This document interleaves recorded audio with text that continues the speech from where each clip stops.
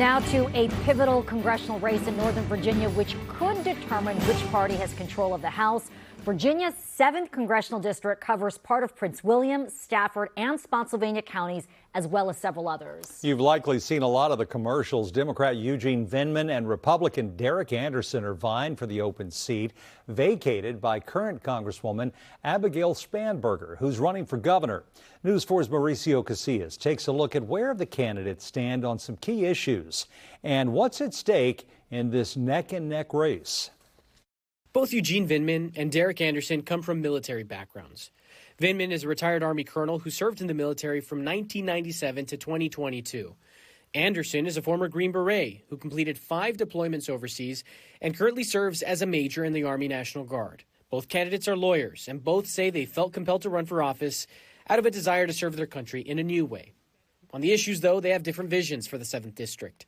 Anderson has spent much of his campaign talking about the economy. We see, the cost of living has just gone up exponentially. And so that's the number one thing I'm hearing from folks as we sit at early voting locations like here. People are going to be voting with their pocketbooks and with their wallets. News 4 spent 3 weeks trying to set up a one-on-one interview with Eugene Vindman. His campaign initially said we'd be able to talk with him Sunday at one of his campaign events in Dumfries. He was joined by House Minority Leader Hakeem Jeffries and current District 7th Rep Abigail Spanberger. Following the event, the Vindman campaign told News 4 he would only speak with the media as part of a joint availability with Jeffries and Spanberger. We again asked for a one-on-one interview, but our request was denied. With just over a week before Election Day, News 4 made the decision to run this story without Vindman's direct participation. Vindman has spoken publicly at several debates and town halls in the lead-up to the election. One of his main talking points is access to abortion care for women. What used to be a right prior to Dobbs has been taken away. So for me, I have a fundamental problem with this. I spent 25 years in the Army defending American rights and freedoms, and they're being taken away. They're being reduced right now. Anderson says he respects the Dobbs decision. Look, the Dobbs decision gave this decision back to the states to make the decisions that best fit them. And Virginia's spoken on this issue. I'll be very upfront and frank. I do not support a national ban. I support IVF, and I support over-the-counter contraceptives. Former President Trump's shadow looms over the race. Vindman's twin brother, retired Lieutenant Colonel Alexander Vindman, made international headlines in 2019 when he testified during former President Donald Trump's impeachment hearings about Trump's dealings with Ukraine.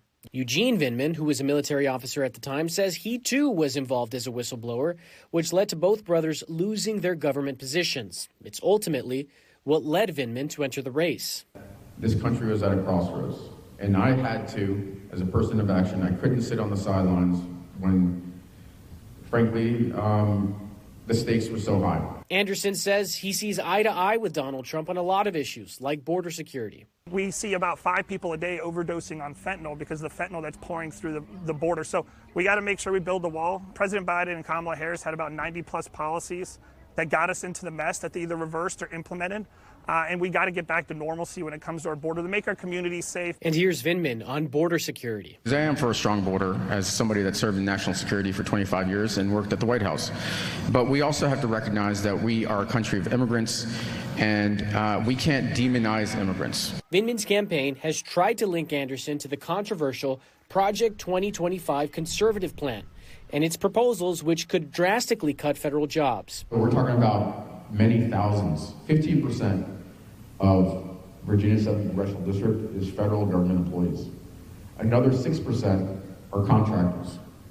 These are high-paying jobs, and the idea is to eliminate them. Anderson pushed back when I asked him about Project 2025. Project 2025 is not my plan. In fact, I didn't know what it was until my opponent started talking about it. I'm very upfront about this. I'm never going to vote for legislation that's going to take jobs away from our district. The race is one of the most competitive and expensive in the country. Vindman has raised more than $15.6 million.